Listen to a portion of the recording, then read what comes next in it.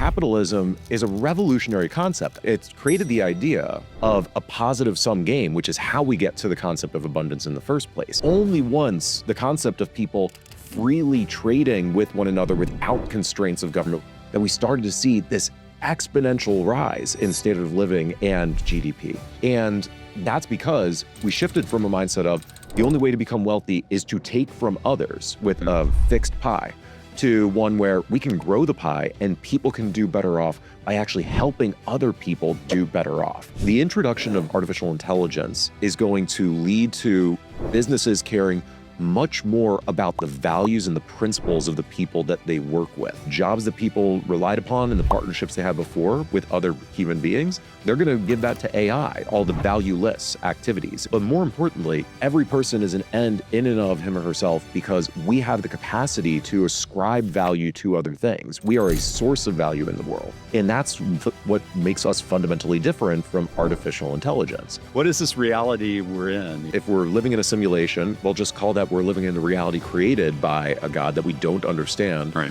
and accept that that is a religious belief unto itself. And the pursuit of answering that question is what we are here to do. Welcome back, everybody, to the Love Conquers Fear podcast. I hope you enjoyed the last episode with Jamie Metzl. I thought it was a lot of fun, and afterwards we had an amazing dinner with his girlfriend and some also Henry Crown Fellows. And I'm still here in New York City, as you can see, same setup. This is a nice podcast studio right here in New York called Theorist Studios.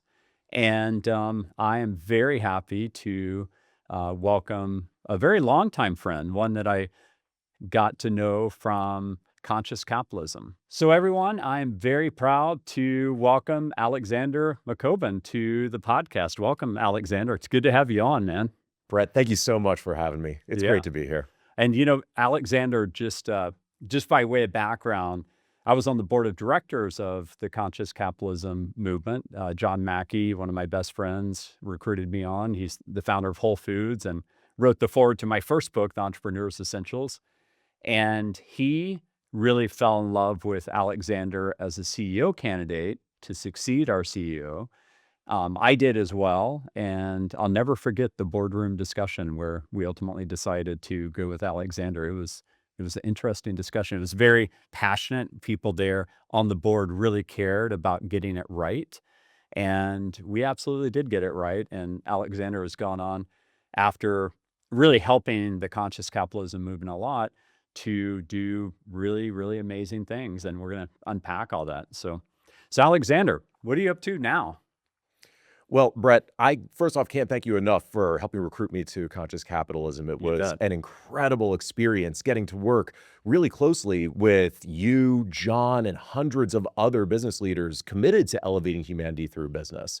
And I only left Conscious Capitalism because I saw an opportunity for us to take this concept to the next level. Having a nonprofit is a powerful way to start conversations and inspire people with ideas. Yep. But you actually stepped off the Conscious Capitalism board because you became so busy with Data.World, actually building a conscious capitalist business. Yep. And I kept seeing... it was just acquired on 7/7, which gives me the freedom to do what I'm doing now. That's right. And congratulations for that. You were living out the principles of conscious capitalism.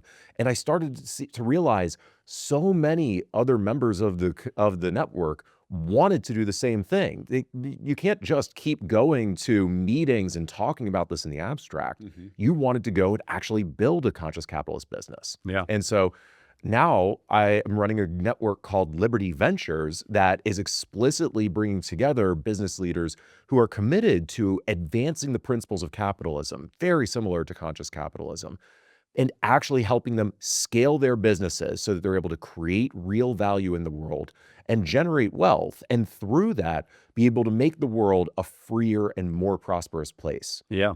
Well, and you know, it was you that got me a ticket to go to Necker and meet with Richard Branson, and that happened in March of this year. And I'll always thank you for that.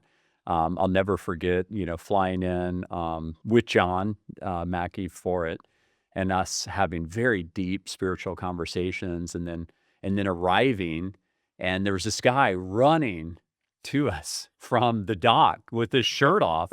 And I'm like, wow, that's so cool. They have such nice people that work here. And then I'm like, oh my gosh, that's Richard Branson. I think everybody on the boat was just their minds blown. Um, Talk about a guy who literally is like a dolphin just flowing in the water. Everybody comes to him on Necker Island. It's just 74 acres big. And he has this temple of the elders. And some of the most amazing discussions happen there. And he gets to learn from everybody and teach too. He's an incredible teacher. But I will never, ever forget that trip. And I will always thank you for that. Well, I can't thank you enough for coming out to that and contributing so much to that event. And I agree. One of the amazing things about Richard is not only is he incredibly smart, obviously, given how successful he's been, it's also evident in the way he set up Necker, as you said. That is his home. And he gets other people to come to him Right. to spend time with him and give him ideas for how to build his network of businesses and everything he's doing.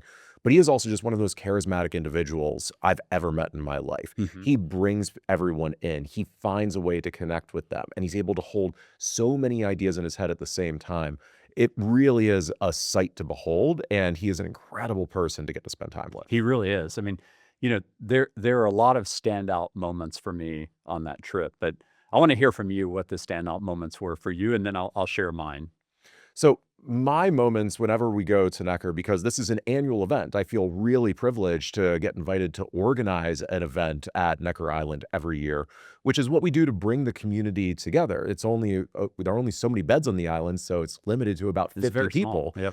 Yep. But it's really high quality individuals. And so the special opportunities for me are actually just the intimate conversations walking on the beach or after dinner playing a game of chess with someone and getting to go in depth into what they're working on and find ways to support them. That's what I love about the trip every year. Yeah. I mean, there were so many things that stood out to me because for me, this is my first time to go.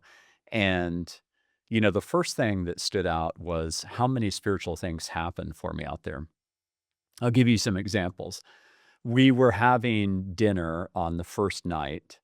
And as you know, I deeply believe in God, but God is the same word I would use for consciousness or source or the universe, whatever this force is that loves us and is rooted in love. I think that's the definition of love. And sometimes, you get hit over the head with messages. And so we're at the dinner and we're talking about lots of different books. And a couple of people there bring up the book, The Alchemist. And then Richard Branson jumps in and he's like, Brett, you have to read The Alchemist. I can't believe you haven't read The Alchemist. It's an amazing, amazing book. And we have this really cool conversation about it. I go back to the hotel room. All the products in the hotel room, guess what they were branded as? Do you remember? Yep. They're all Alchemist. They're all Alchemist. I'm like, okay, that's interesting. Then I'm on the plane, coming back. And there's a line in The Alchemist, which when you read a book and you go over a line like 50 times and you don't know why, it like makes sense later. There was a line I kept going over and over again. It's always darkest before the dawn. It's always darkest before the dawn. And The Alchemist is one of those books that if you read it every decade in terms of your life wisdom, you would get different messages because it's really profoundly wise. I mean, I'm quite sure, I'm 53. When I read it, when I'm 63 or when I'm 73, I will get different messages. It's not that the book changes, but we change with it. And there's so much to mine from it. Yeah. Absolutely. And then that line in my personal life actually played out multiple times. And I held faith because of that line. And sure enough, all the things worked out. But I also have realized that I read over that line so much because it's a meta-thematic for where we're at with humanity. And we'll unpack that in a second. Second thing that really jumped out was a synchronicity that I had with Fred LeFranc, who is now cancer-free, thank goodness. And he has his own podcast. I think it's called The Mystic and the Executive, if I'm not mistaken. Yep. But it just launched, and I want to give a shout out to that. I'm definitely going to have Fred on Love Conquers Fear. The audience is going to love that. Yeah, well, he's amazing. But Fred is telling me this story. He's really struck by this talk I gave at at Necker. I gave a talk on the hard problem of consciousness in the accelerating age of AI, quantum computing, and robotics. And I think people are surprised that it took a spiritual turn. They weren't expecting that. And a lot of people came up afterwards and really thanked me for that, including Fred. And Fred, he was talking to me about a synchronicity. I mentioned the book, The Celestine Prophecy. And ever since I've read that book, I've seen more synchronicities. Like sometimes I see multiple times a day, like things that are undeniable, like synchronicities that would be so improbable to happen. And I look at those as signs of the divine. And so Fred's telling me a story about a synchronicity, just trying to blow my mind. And he's talking about a Joe Dispenza workshop that he went to. And he's unpacking that. And he's like, I keep on running into this same guy at the workshop. And he's like, there's 3,000 people there. And this guy's just an attendee. And like, I just run into him like 5 times in these different huge, 3,000 group settings. And he's like, and I forgot to ask him what his number was. Because I just thought there's a reason I keep running into this guy. And he keeps on having these amazing connections with him. Then they're at the last session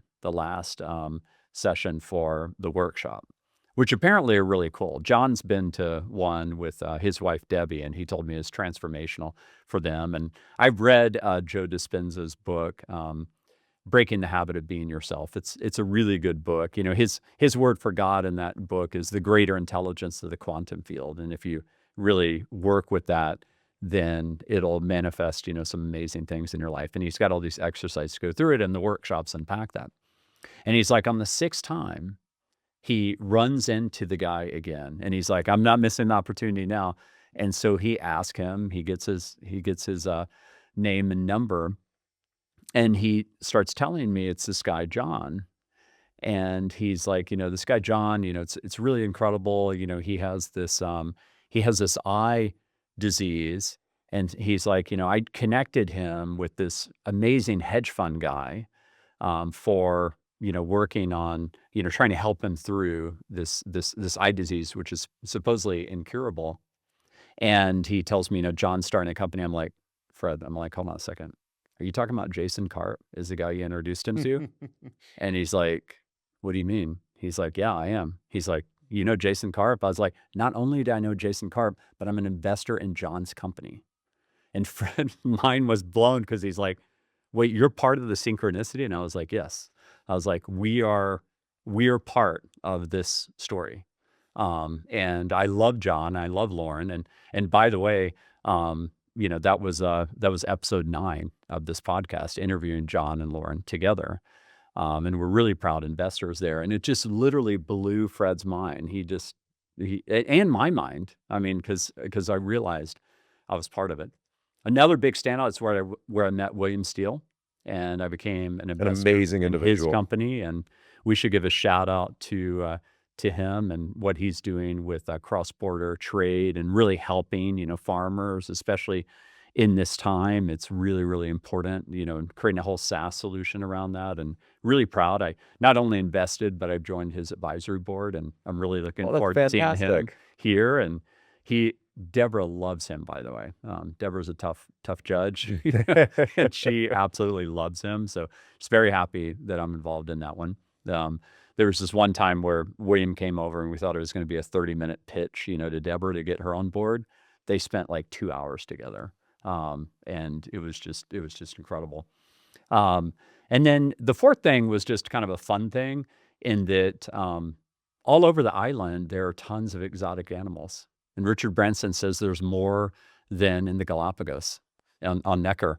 And it's just crazy, like how all these animals have come in. It's like a rescue. Like people, Not like a rescue, it is. It is He's actually reviving some species on the island that were facing extinction before. Yeah. So I mean, you'll be walking down a path, and all of a sudden you'll see a turtle that's the size of like a small car. You're just like, what's going on here? And kangaroos everywhere. And so if anybody listening to this gets a chance, go. I'm so glad I went. And I'll never regret going, and I'm sure I'll go again at some point. I hope so. And I want to diverge from Necker a little bit there, but to talk about the power of synchronicity and what Yeah, that reveals, please. Yeah. because those stories are so powerful.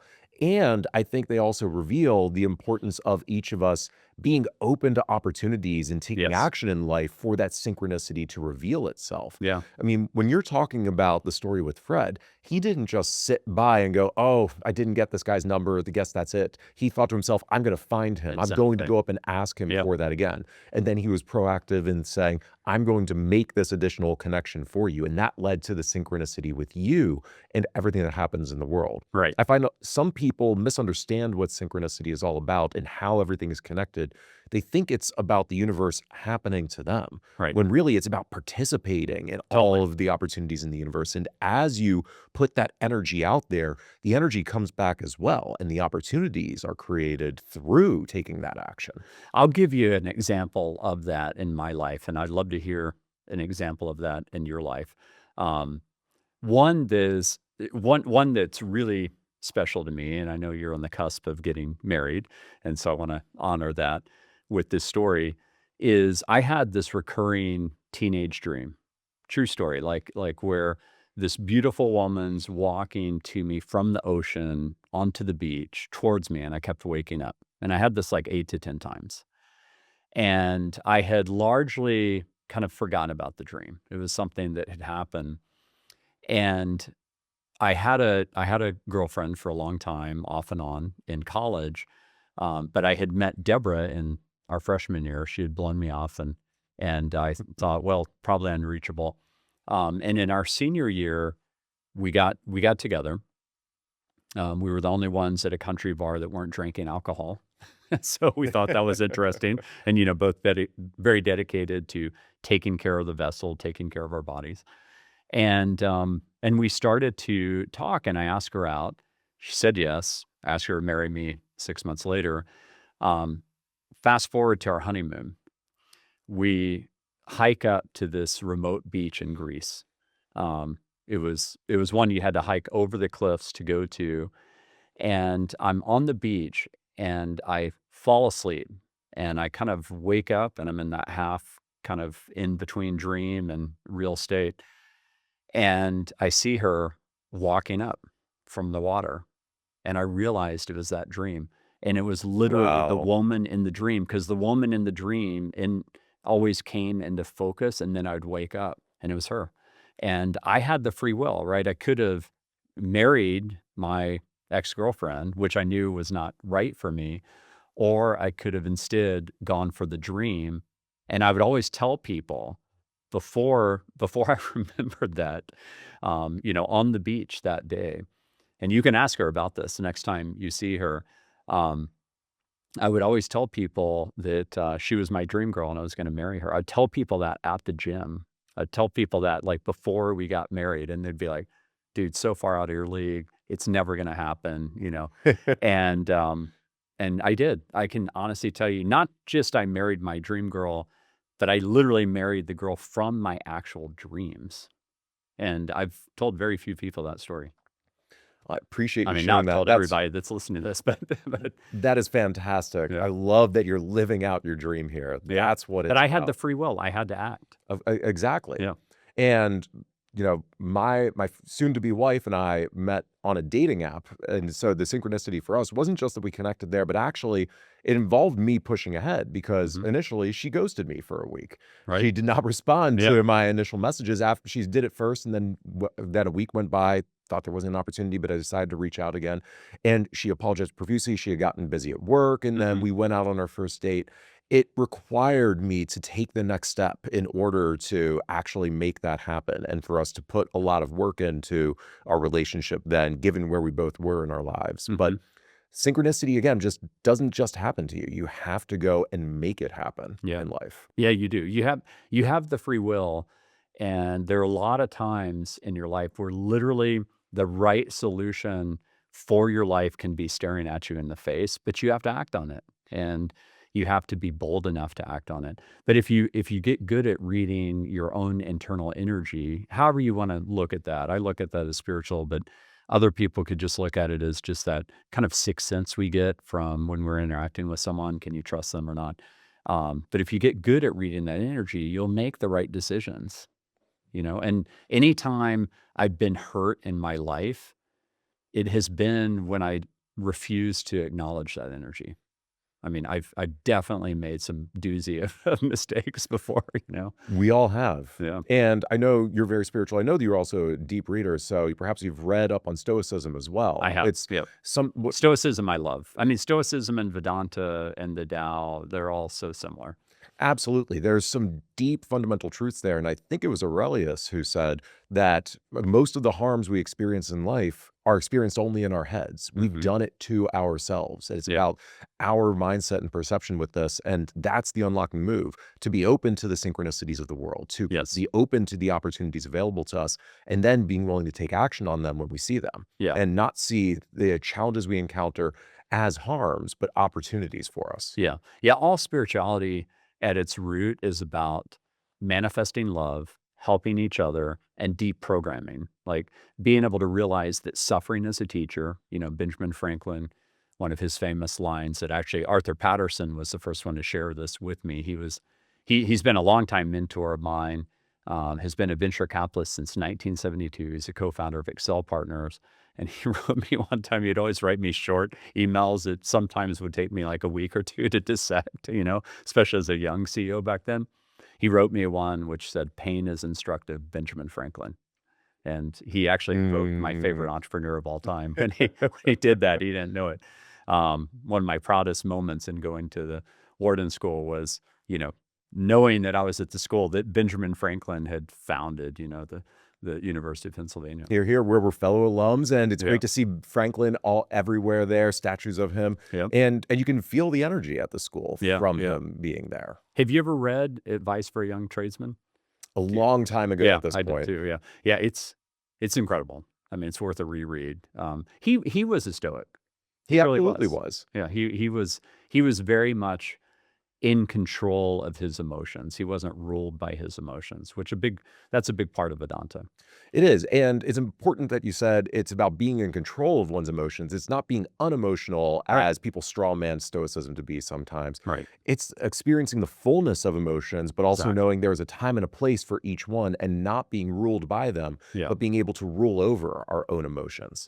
And Franklin was one of the absolute best at that. Yeah. Well, and I've seen you on stage now many times, and you bring out an emotional response in the audience because you are manifesting love and you're manifesting this deep connection. And so I already know how good you are at that. So let's talk about what's going on this week. We're about to go to a theater together, and then there's an amazing conference, and I'm honored to be speaking at it. Thanks to you. I'm honored to have you out. And, this really is a perfect build on from you talking about being driven by love, because I believe love comes from each of us having a sense of purpose and what we want to create in the world, whether that's a certain relationship, if it's a certain ideal, if it's a certain community that we're building up. That's what love is, just a sense of life. And that's coming from why we're here. And for me, it really is building the network, the ecosystem of capitalists who believe in the principles of capitalism. And over the next 3 days, we're going to be with over 400 investors, executives, and entrepreneurs who all passionately believe in capitalism as an expression of a free society and want to live up to its principles.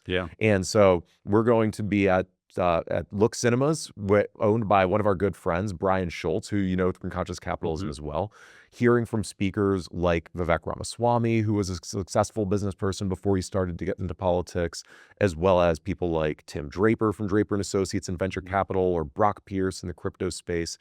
And the point of this is not just for them to talk about what they're accomplishing in their individual businesses, or for people to learn how to be successful in business. That's a component of it, because if you're running a company or a fund, you need to get returns. You need to take care of everyone.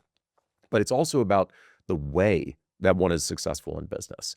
And each one of our speakers and people who are here are going to talk about how they're being a representative of capitalism, how they're impacting everyone who is a stakeholder in their business, and how they're leveraging this work to teach others about what capitalism really means. Yeah. Because it has done so much for advancing human prosperity over the last 250 years. And we are coming up on the 250th anniversary of capitalism. In 1776, we got two great documents, the Declaration of Independence and Adam Smith's The Wealth of Nations, Yeah. both Wow, in the you know same what? year. That's incredible because I've of course read The Wealth of Nations. I missed the fact that it was the same year. Just a few months before the That's a Declaration of synchronicity. Independence. It absolutely is. Yeah.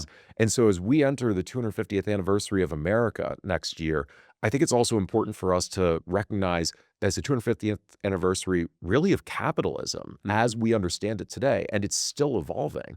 And we should reflect on what capitalism has accomplished and extending human lifespans and promoting the quality of life with average per capita GDP increasing by over 1,400% in all these incredible things.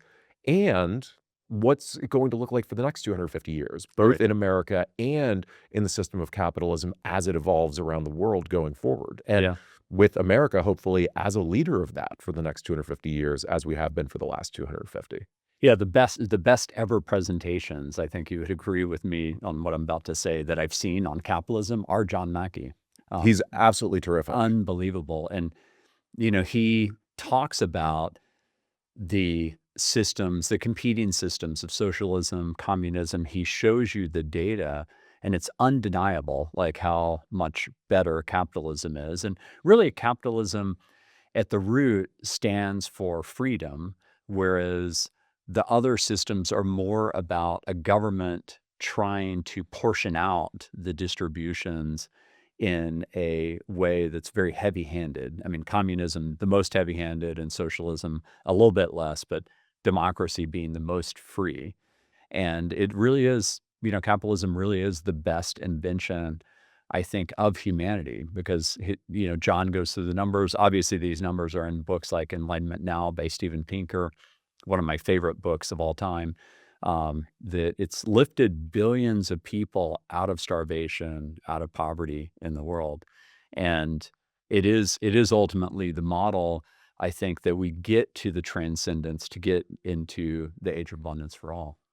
It absolutely is, because capitalism is a revolutionary concept, actually. It's created the idea of a positive sum game, which is how we get to the concept of abundance in the first place. Up until 1776, if you look at the per capita GDP of the world, or GDP of the world, it was pretty much flat for most of human history. It was only once the concept of people freely trading with one another without constraints of government, without the government saying what people should be purchasing or how or what they should be developing, then we started to see this exponential rise in standard of living and GDP. And that's because we shifted from a mindset of the only way to become wealthy is to take from others with a fixed pie, to one where we can grow the pie and people can do better off by actually helping other people do better off, by building thriving businesses that benefit everyone. And that is a revolutionary perspective of how we interact with one another. Yeah. And that we've still been perfecting there. This is actually why I think what we're doing with Liberty Ventures and Principal Business is so important, is that there are still a lot of business people who don't get that positive sum game in capitalism. They do think in terms of a fixed sum that for them to do better, they have to take from others instead of creating value where everyone is better off. All right. But that's the core of capitalism. That's the unlocking move to hit the age of abundance. So I want to talk about libertarianism for a moment, and the reason I want to talk about it is that it was brought up yesterday when I recorded with Jamie Metzel. Which by this time people have seen that episode, and he was pretty against libertarianism, and I didn't want to make it like an overly political, because really that's not the point of love conquers fear. I think we have to transcend, tribal politics, not just in the US, but globally, where humanity needs to unite. And we need to realize that we're 99.9% the same from a DNA perspective. And we are being tested right now. But again, there's a lot of people that are watching this, which are very anti-Biden, who, when I say it's always darkest before the dawn, the Alchemist quote, they're thinking of Biden. Or there's people that are anti-Trump that are thinking of Trump when I say that. Um, and I'm curious, like, what would be your defense of libertarianism? So I am a small L libertarian, and Mhm. that's an important distinction because it doesn't mean I'm affiliated with the political party. It's about the philosophy of libertarianism. Mhm. Admittedly, I don't really like having terms anymore Yeah. because I think people bring their own definitions to these terms into these conversations and Yep. often straw man them, and so don't understand what we're talking about. So when I say libertarianism, I'm talking about a political philosophy based on the principle of liberty, that Mhm. every individual is an end in and of him and herself and has the agency to make decisions for themselves Mhm. in what kind of life they want to lead, so long as it does not interfere with imposing that on other individuals, Right. infringing upon their rights, committing force against them, basically. Mhm. And the reason I believe that is really simple. I think it is abundantly self-evident that each person is an end in themselves. Mhm. You have the ability and the right to decide what you want to do with your life, just Right. as the gentleman here recording us do, just as everyone listening does, and I do as well. Mhm. And the infringement on our ability to make those choices for ourselves by other human beings is a violation of that basic principle. Mhm. And so there are a lot of questions of how do we scale that up to a larger social construct that respects those choices for every individual as much as possible. But the difference between libertarianism and other political philosophies out there is that at a certain point, most other philosophies tend to say, well, we can't actually let people make choices for themselves for X or Y reason, or Mhm. these choices are inappropriate for them to decide for themselves. And I just don't take that next step. Right. And that leads to a philosophy that generally is considered socially liberal and fiscally conservative, Right. or those two sides align with that. And I Right. actually think that general approach is the basis of America and what most people in America do believe. It's then a question of political feasibility, which can be really difficult Right. for Right. small L libertarians. Yeah. Yeah. And I agree with literally everything you said. I mean, the the the place where people jump in and kind of attack libertarianism is they attack the externalities. So they're like, well, if everybody just has pure freedom, then why are there such polluters, right? That pollute in rivers, and shouldn't there be some laws against those? And why are there other externalities with capitalism, which do create, a lot of oppression of a certain group or a certain segment of the population? I mean, those are the areas where people attack it.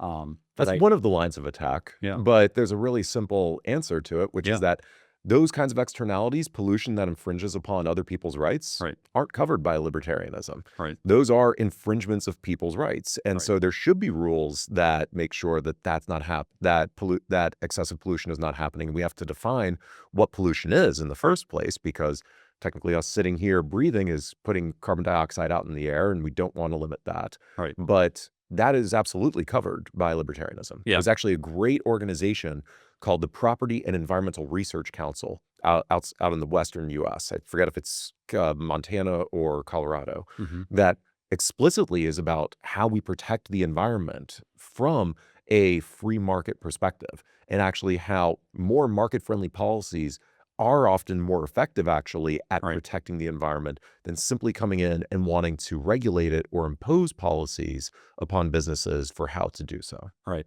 I think that's a brilliant answer. And the reason I'm asking you these questions, for the context for people listening to this, is you ran Students for Liberty. And part of what was so appealing to me and John and other people in that boardroom at Conscious Capitalism, where we made the decision, is we had a competing candidate who was terrific. Honestly, was really terrific as well. But they hadn't done anything at that type of scale. And that was ultimately the argument I made in the closed door board meeting, where I said, first of all, principles wise, I think these two are very equivalent, both really good people. And secondly, like, experience matters. And like the experience of actually building Students for Liberty to be such a big impact is kind of freaking hard to do. Like to do that as a college student and do it at the level you did it. So I knew that you probably get these questions all the time back then. I can't imagine like being on many campuses, and I'm sure you did get attacked. We absolutely did. And I always find these conversations to be really fruitful. I love talking about political philosophy, about business, about capitalism. Yeah. It's really important to have these debates. Mhm. And my time at Students for Liberty really did help prepare me for conscious capitalism and for Liberty Ventures now, especially in helping me shift out of academia. I was going to become a philosophy professor back in the day, but thankfully, after starting to build up Students for Liberty, became so enamored with organization building and working with people in real life, not just talking about ideas in the abstract, Right. that I shifted away. And I started off being really driven by ideas alone, by reading the philosophers, reading Aristotle, Immanuel Kant, Robert Nozick, John Rawls. Yep. But as building up Students for Liberty, I became really passionate about the impact these ideas and philosophies have on people's actual lives. I worked with young people who were facing corruption in their countries. And so a 19-year-old in Brazil started to organize protests that started to draw tens of millions of people to the streets and ultimately led to the impeachment of the president for that corruption. I had to help students in the Gambia during the middle of a coup taking place in their country escape because the new regime that was coming in saw them as a threat because they stood for for principles of liberty, because they had already been outspoken against the individual who was about to take charge, and had to help them flee their country. I helped our student leaders who were being arrested for holding protests around the world get out of jail. And it really instilled in me this sense that these are not abstract ideas. Right. These very much are about the lived experiences of individuals. And these ideas matter because they influence what people experience in their lives. Yeah. Yeah. I mean, I think that's so well said. And the base state of humanity is it craves freedom. And one of the things I was exposed to in the Henry Crown Fellowship, which is a 2-year program, and we go through essentially a re-education now as adults.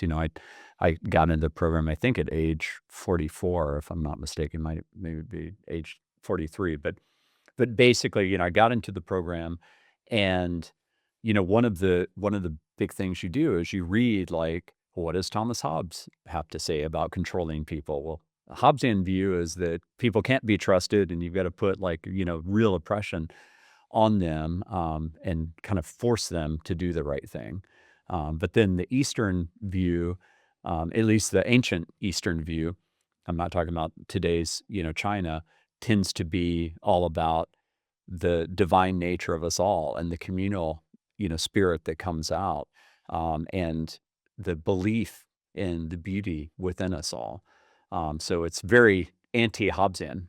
And this has been the debate throughout history. We did study a lot of Plato and Aristotle too, which was really, really fascinating. The one book I recently read, which I gave a shout out to a couple of episodes ago, if you haven't read it, is really, really amazing. It's the best acted book I've ever heard on Audible too. It's called Zen and the Art of Motorcycle Maintenance. Have you ever heard of that? Great recommendation. Okay, so you've read it. Absolutely. Okay, cool. We didn't pregame anything on that.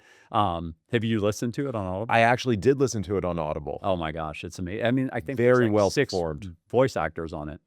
And it really is. I mean, well, why don't you say what it is? Because, it really is. It's all about Plato and Aristotle and about Western rational thought. And it also is about the discovery of the soul.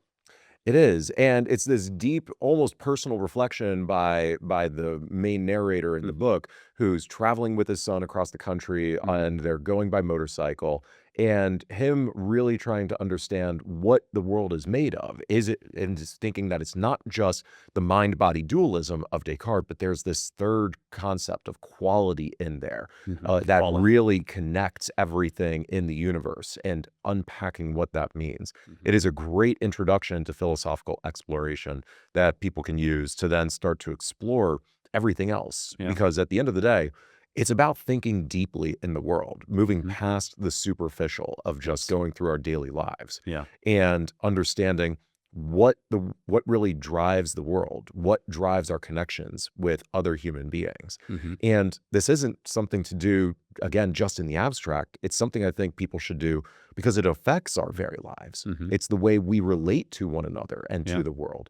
And it gives us a perspective of how to create more than we are able to do if we're just following the money, or if we're just following the instructions that have been given to us by our parents, by our schooling, or by bosses in a certain institution. Yeah. I mean, the capitalistic interpretation of it I would have is that it really is about people over profit, which we know from the conscious capitalism movement.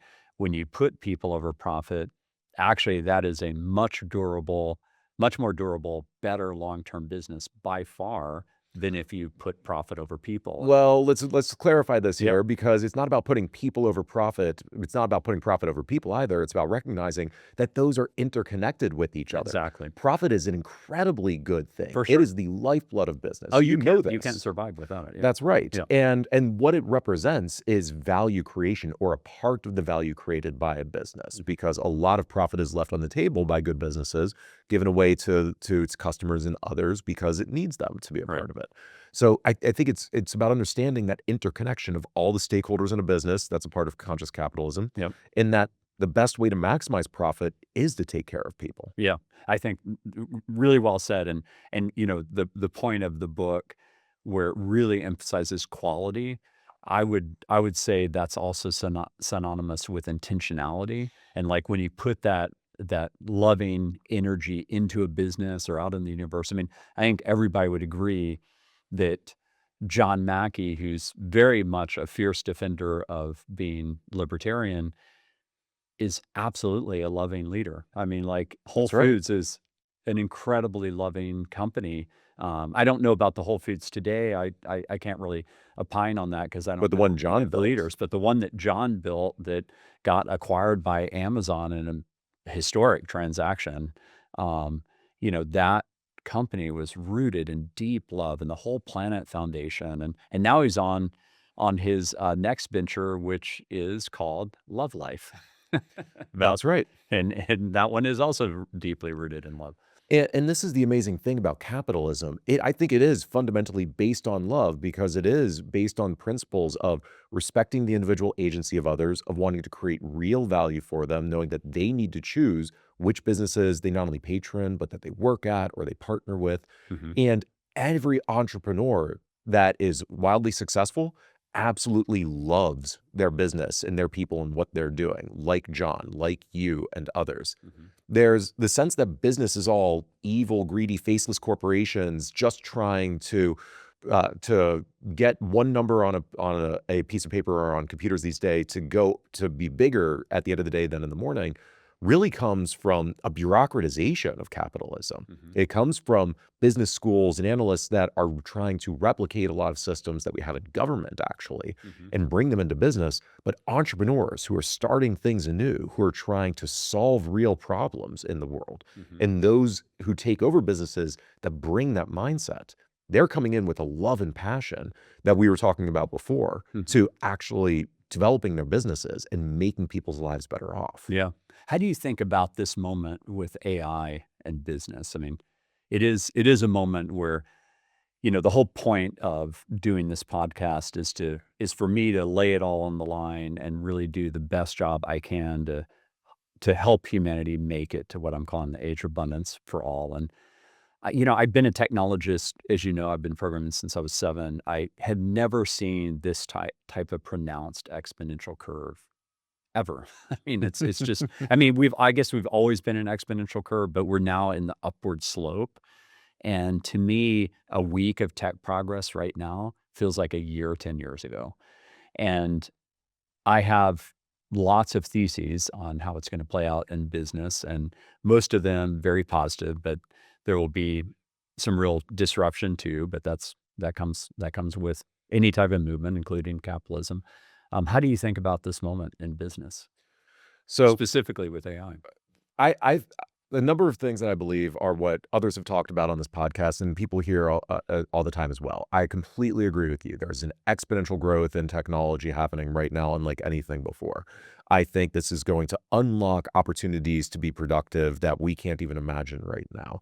And that it's going to be a fundamental shift in the way that we work and relate to each other, because AI is going to be able to take care of so many things that human beings have to do today. And we've experienced this kind of transition to a certain extent before. You take the invention of ATMs in the 80s and the fear people had that this was going to eliminate jobs in the banking sector, when in actuality, for every teller job that was removed by an ATM, 8 new jobs were created in banking that they could spend their time thinking about higher level problems for the bank. I think we'll see that with AI. The insight that I'm not hearing from many people that I fundamentally believe is that the introduction of artificial intelligence is going to lead to businesses caring much more about the values and the principles of the people that they work with than ever before. Yeah. And the reason why is a combination of AI being valueless. It's just another tool out there that's going to be able to get so many things done. And so the jobs that people relied upon and the partnerships they had before with other human beings, they're going to give that to AI, all the valueless activities in just producing things. But more importantly, people are going to have the opportunity to reflect a lot more on what they're really trying to build in the world, what their purpose is, and the way that they relate to other human beings. And we're going to value those relationships so much more than ever before, especially making sure they're real people to begin with and they're people that we can work with over the long term. Yeah. So I think building networks and relationships with others who share the same values as you in business is going to become wildly important. And people are going to spend a lot more time actually figuring out who they trust, who they are able to build the future they want to see exist with. And they're going to be driven much more by those values than just the dollars and cents of what they're doing. I love what you said so much there, because another way to talk about that is that it is going to allow companies to climb the Maslow hierarchy like much faster. Absolutely. And we know that when you climb the Maslow hierarchy, what happens? You become much more self-actualized. You become much more of a whole person. You have time because you're not dealing with just incredible scarcity. Now, it is true that all companies that really embrace AI are going to be climbing that. It is also true, one thing I'm really clear-eyed about, both in the book I'm writing as well as this podcast, there is going to be disruption. There for sure are going to be companies that seek to be more efficient, that let go of people. The smarter companies, in my opinion, will think about redeployment and new revenue opportunities versus just cost cutting. But I do think we're going to have the greatest margin expansion lift in the S&P 500 in the next 5 years than we've ever had at any point in history. But the smartest among them will think about entering new markets that they've always thought about and, doing more stuff as a company, and as opposed to just taking the same exact markets and business model and just optimizing the cost structure. There's no real imagination in that. I mean, one of the things we did at Data.World to, make sure that we were very resilient from a margin perspective is we applied that book, The Goal by Goldratt. Another great book. A great book, right? If people haven't read that, it's just about how to optimize a factory floor and see where your bottlenecks are. But you can apply it to any process. And so we applied it to every process in the company, look for the bottlenecks, automated those away with AI. Guess what? The explosion of creativity in our company occurred while we were dramatically increasing our margins. And that's one of the things I love the most about this moment is that the barrier to creativity is absolutely being shattered right now. That's right. And where does creativity come from? This gets back to what we were talking about before with what it actually gets at what makes us unique as human beings. And yes, stems from my libertarianism that every person is an end in and of him or herself because we have the capacity to ascribe value to other things. We are a source of value in the world. And that's what makes us fundamentally different from artificial intelligence. And that's what's going to become so much more important as more tools are available for us. We really need to think deeply about what we're using those tools to create, how we direct them, the creativity that we're using to build new systems, new institutions, new products and services for people.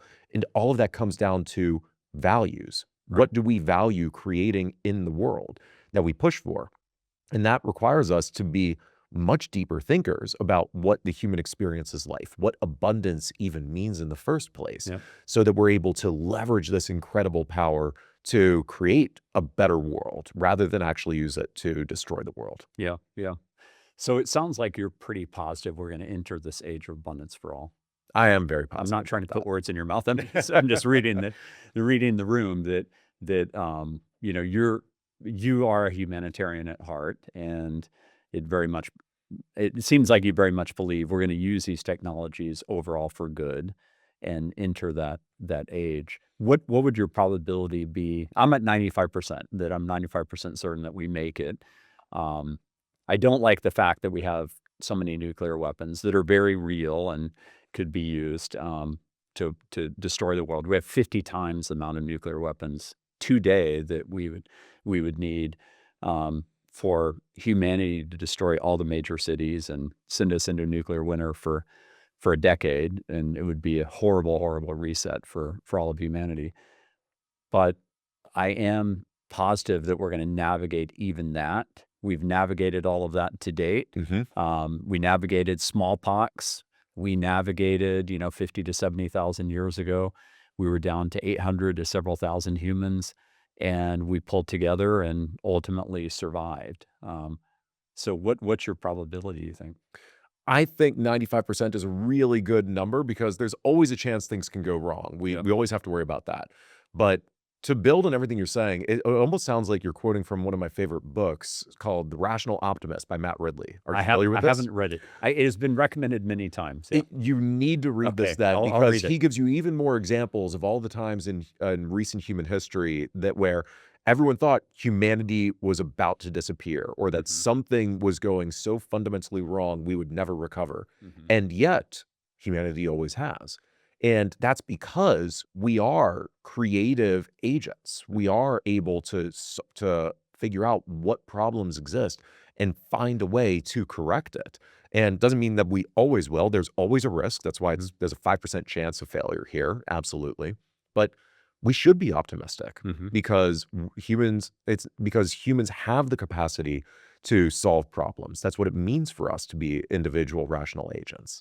And this is a new tool that is going to accelerate our ability to take care of people's lives. It's not going to be a panacea. It doesn't mean every problem is solved and that everyone is living a dream life already. There are always problems in life. All right. But it doesn't mean it's the end of the world either. Right. Yeah, I'm going to finally read that book. I'm finishing a number of books right now, which I'll distill on the next podcast. I'm like 30 minutes away from finishing one, which I'm amazed by this guy, Jeff Burningham, who I'm going to have on the podcast. I think it's called The Last Book That a Human Will Ever Write. And it's about the AI age and this moment that we're in. And I've had some fascinating discussions with him already. I reached out to him as well. I make friends with all these authors. I just will reach out. Well, you make friends with everyone. Well, they're happy to they're happy to respond. People put this light out in the world, and they want people to read it. So, what are you personally doing to make sure that we make it? That's what this network in Liberty Ventures is all about. Yeah. It is bringing business leaders together who already understand that capitalism is based on certain principles that has led to its success and is key to its future, and want to work with others who share those principles, but also educate more people about this, to get more business leaders like John, like you, like those who are speaking at the summit this week, to go out and share their stories with more people, to inspire them to be optimistic and to want to solve the world's problems, to leverage AI and capitalism and other tools available to make other people's lives better off and to be driven by those values. That, I think, is really critical to us fulfilling the potential of this technology, but also for people to just lead fulfilling, purposeful, loving lives, frankly, Yeah. to understand they have the choice of living a loving life or not. And if they do, they need to act on it and they need to work to fulfill that purpose that serves other people.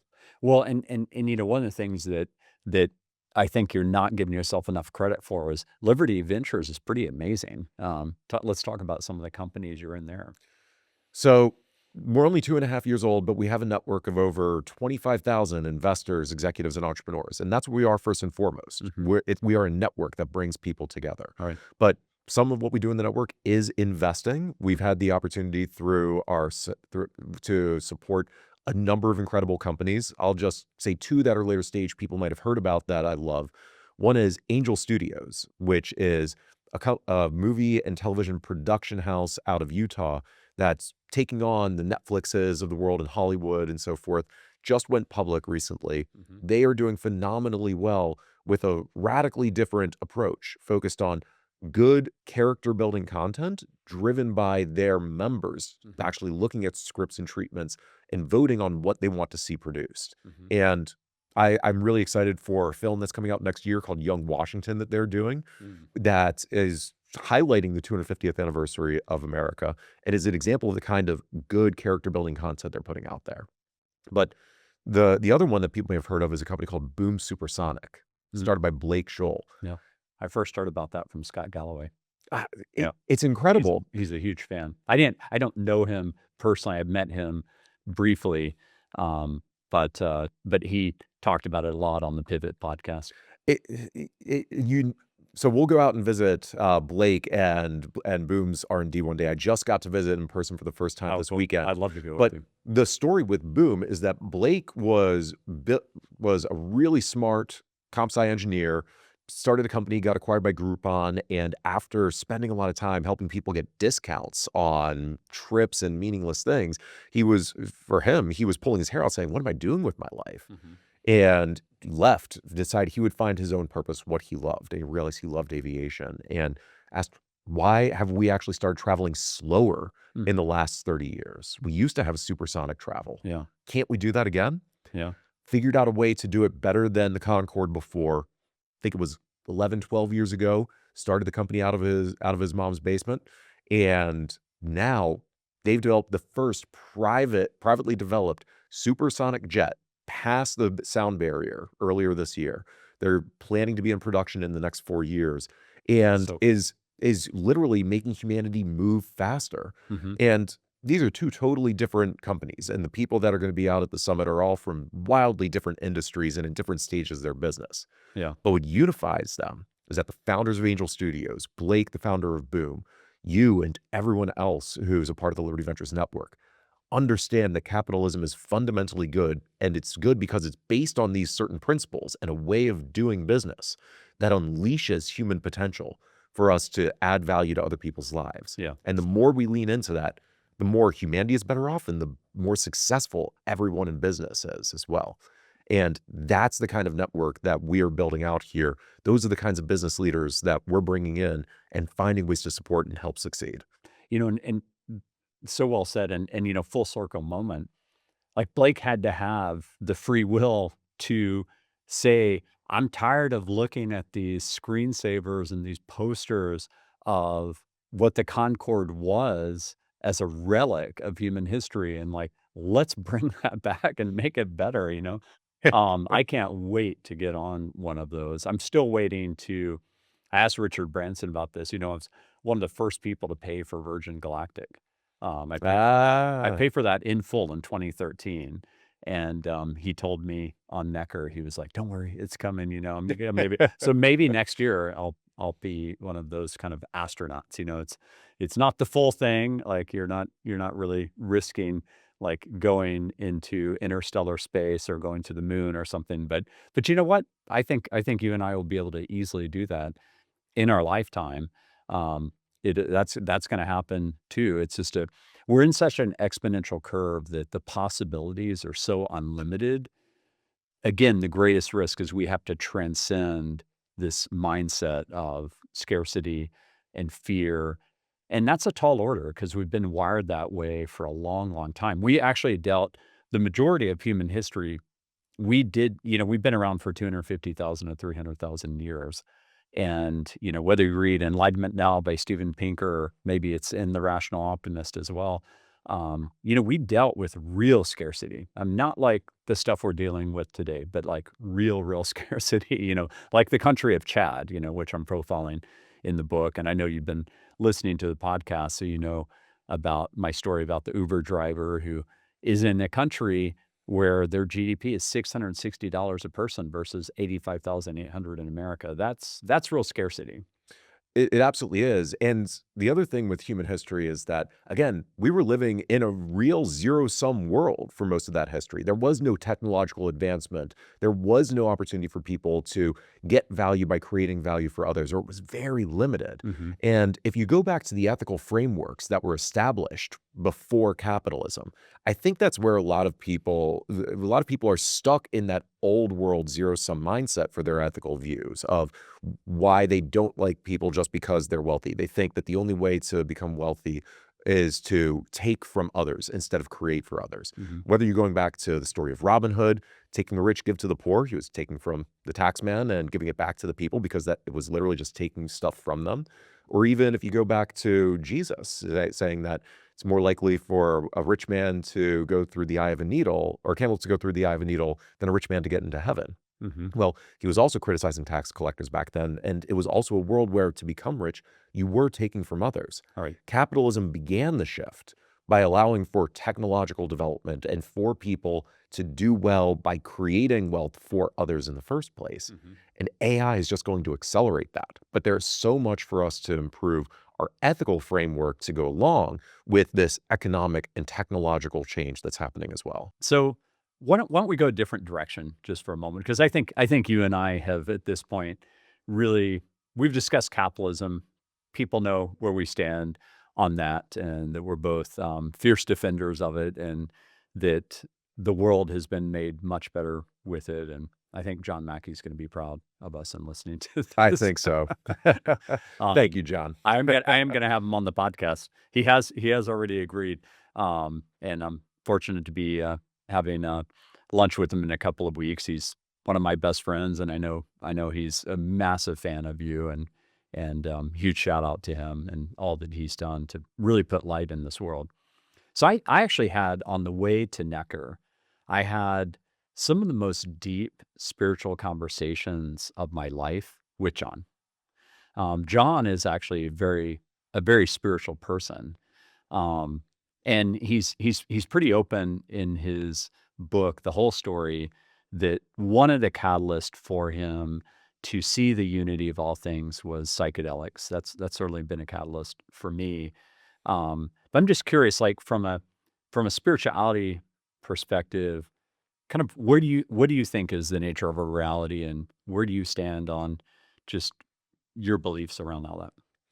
So this is something that I'm going through a spiritual journey myself right now. And I've had a very interesting path to get here. Growing up, baptized Roman Catholic, raised Lutheran, became radically atheist in 7th grade, stayed with that for a long time, started to question some things. Spending time with conscious capitalists started to really open me up to spirituality to begin with. And in the last few years, I've been on this exploration, and I'm not quite sure where I sit with this yet. I'm actually curious to talk with you about this, Brett. But one thing keeps coming up for me in terms of what reality really is. And it even stems from our conversation about capitalism, because what I think is incredible about that system is its ability to unlock untapped energy, not just physical power energy that we use for the lights and for people to watch this, but the energy of us being alive and being able to create more energy with our purpose and to help other people in the world. And there seems to be something about this universe being energy that connects everything, that leads to us being able to do so much and being able to create more energy for people, which is really driven by loving others and having a purpose that makes us want to get out of bed in the morning, that makes us want to do things to help other people out. There seems to be some kind of important connective tissue with that concept in particular that I'm really wrestling with right now. Yeah, one of the things that I think makes me a little bit unique in this perspective is I've approached it with a very scientific brain. So my best subject growing up was mathematics. My grandfather was a very famous mathematics professor at UT Austin. That was his entire career. He grew up during the Great Depression, oldest of his siblings. Father deserted the family. The father was an alcoholic. I never knew him. And ultimately, decided on a more conservative path in college to kind of play it safe because he had dealt with real scarcity. I mean, he helped his mom raise his siblings, and put himself through UT, often tutoring people on subjects he didn't know. And he tested me over and over and over again with mathematics. And so you can say that I developed a very rational mind. I grew up programming again since I was 7, thanks to my mom. Huge shout out to her. May she be resting in peace and power. Fortunately, I have many experiences communing with her soul now, which is really awesome. We can get into that, Hmm. as well as my dad.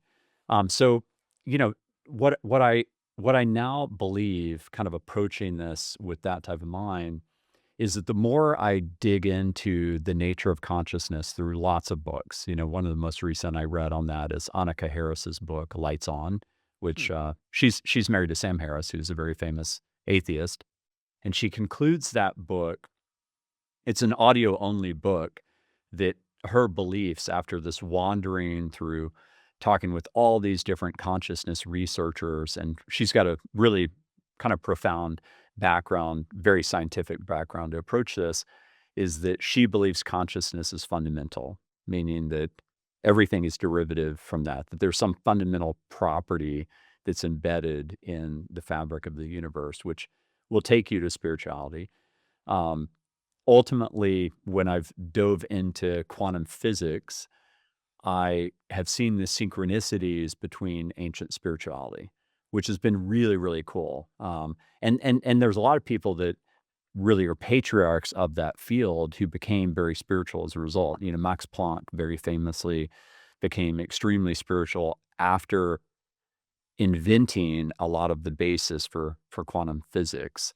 And as I discussed on episode 2 of this podcast with Mark Gober, who's written 7 books and was an atheist and, Princeton grad, near top of this class, like just, brilliant mind, and really became much more spiritual as a result of being exposed to this idea, which he completely thought was laughable, that consciousness is something our brains receive as like an antenna. He was like, that can't be right. And he just went total meta analysis using his Wall Street analyst skills to really dive into it and concluding that it was right, and then changed his life as a result. By the way, he moved to Austin recently, and I know you're moving to Austin now with your I'd love to. with your fiance, and I cannot wait till you and Camilla are in Austin, and we'll certainly have you over. We'll have a lot of fun. I'm going to get you very networked there. Not that you ever have a problem with getting networked, but we'll work on that. So, the diving into quantum physics, it really shattered like Einstein's paradigm, because Einstein came up with quantum entanglement. He came up with it through mathematics. That was his path to get there, because the scientific instrumentation didn't exist, but it broke the speed of light. He's like, how can 2 particles become quantumly entangled by forces we don't understand and synchronicity, turn? And this is part of why, the ancient prophets all thought that the universe was unified and we're all connected.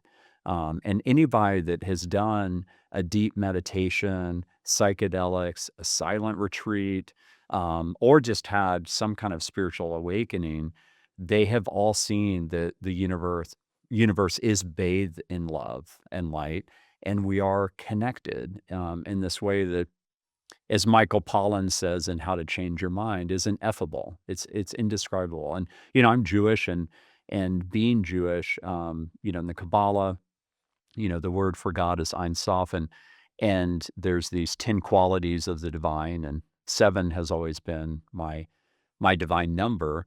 And it actually took a Chabad rabbi who told me that 7 in Kabbalah, in the principles of the divine, means very determined, very perseverant, and ultimately very resilient. And I thought, well, that kind of describes like how my life has been. So I thought that was a really cool synchronicity. Being an entrepreneur now for so long, since I was 24, being 53 now. And now on another entrepreneurial journey, with this being act 1 of a 4-part act with Love Conquers Fear. So I have become much more spiritual, but I got there also by science. I got there both paths. And, after Einstein passed away, we proved that quantum entanglement is real. I mean, quantum computing does not work without it. It has to be real because it's been tested scientifically over and over and over again. And we know that there's some type of field that connects everything. That's been proved with the collider, at CERN. So it keeps kind of pointing back to the same thing. There's some kind of unified force in the universe that's rooted in love, and that our definition of love, I think, comes from whatever that is. And one of the things being a Jew is we assume that God is so far beyond our comprehension that we can't even understand the nature of God. And the science fiction novella I wrote called The Lattice, even by the year 2085, it's not like they pinned down what God is. I don't think we ever will. Because I mean, as far as we know, like the more we discover through the James Webb Telescope and everything else, this universe is so infinite. It's just boggling, how infinite it actually is. And if it has a border, I'd like to know. That would be very interesting. that would make the simulation theorists very happy, right? Because then they'd be like, see, I told you there's a border on it. There is a program here.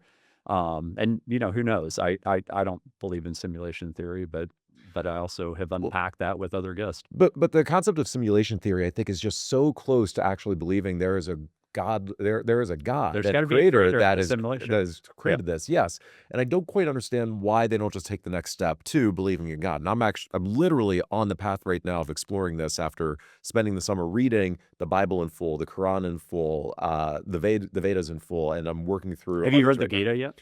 I have. I read that years ago, Yeah. absolutely.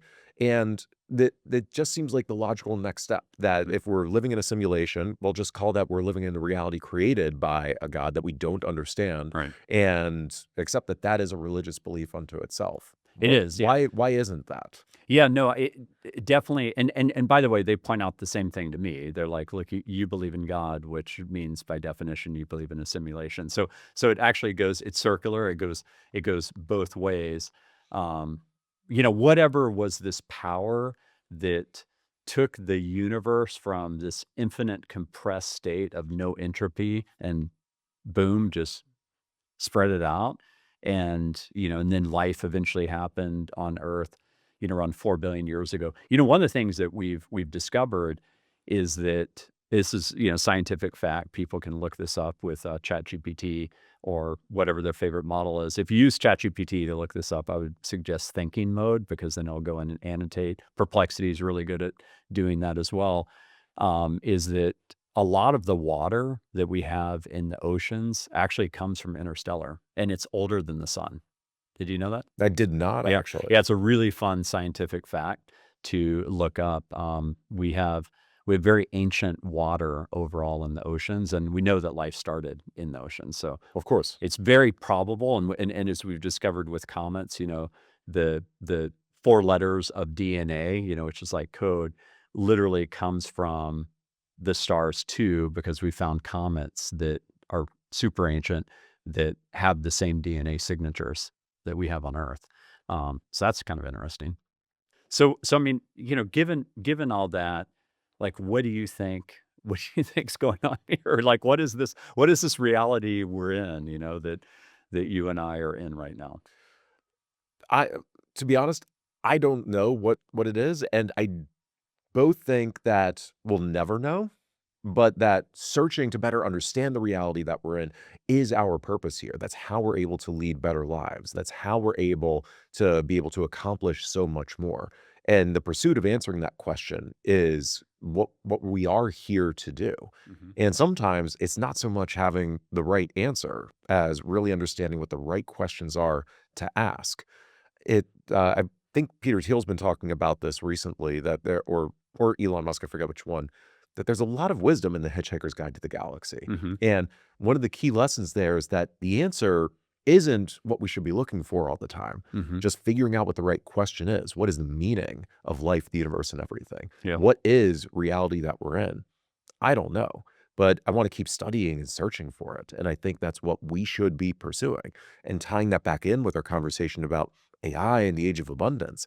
Well, the more we ask that question, the more that we come up with better and better answers, the more we are going to be able to live an abundant life now, and whatever happens next will happen next. And hopefully we're able to create more value for everyone else. We're able to live better lives together in this crazy thing called life, Yeah. just because we care about that question and we keep pursuing, really understanding the universe and the reality that we're in.